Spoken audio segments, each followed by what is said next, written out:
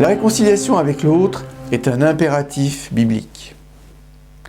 Laisse là ton offrande devant l'autel et va d'abord te réconcilier avec ton frère, nous dit Jésus. Ce qui envenime le conflit ou fait obstacle à sa résolution, ce sont des facteurs comme la passion, la jalousie ou la colère. C'est l'absence de dialogue et de reconnaissance réciproque. C'est aussi la projection sur l'autre de sa propre ombre, comme nous venons de le voir.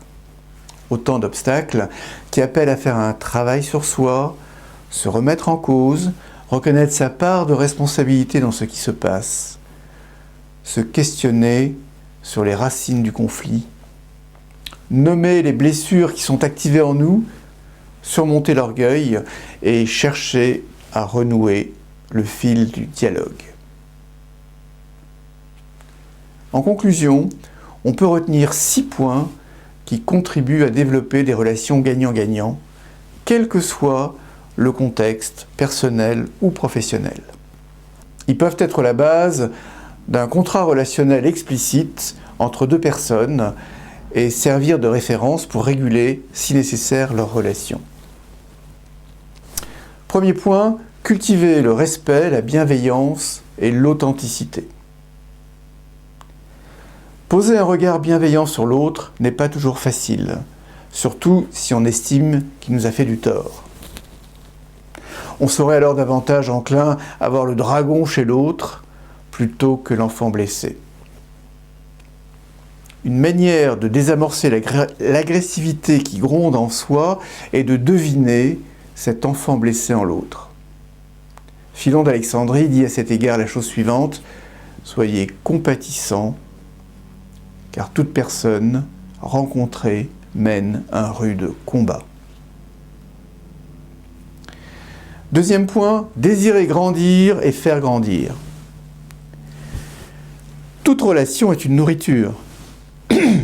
On se nourrit réciproquement de la présence de l'autre et de ce qu'il est. S'aider à grandir mutuellement dans tous les compartiments de l'existence est une belle expression de l'amour. Troisième point, prendre le temps de dialoguer. Prendre les temps de recul pour se parler ouvertement et de manière authentique de ce qui va bien dans la relation et de ce qui pourrait s'améliorer fait partie d'un contrat relationnel sain. L'entretien annuel d'appréciation peut être une occasion pour progresser autant en tant que manager qu'en tant que collaborateur.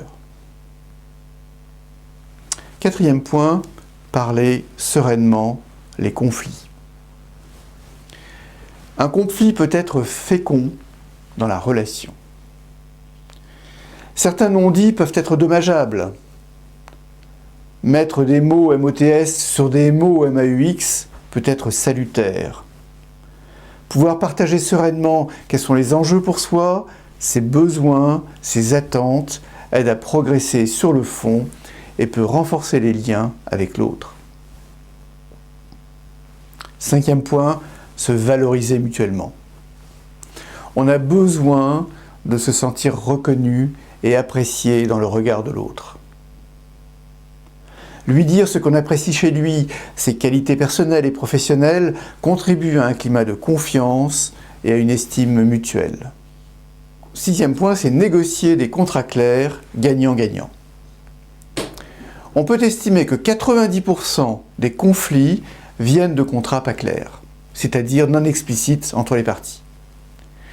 Prendre le temps de s'expliquer, de s'écouter avec empathie, d'accueillir la parole de l'autre, d'argumenter, permet de déboucher sur des solutions plus satisfaisantes et consensuelles. La mise en œuvre de ces différents points favorise des relations plus harmonieuses et plus efficaces. Ils traduisent une manière d'être et de faire proche des valeurs d'inspiration biblique.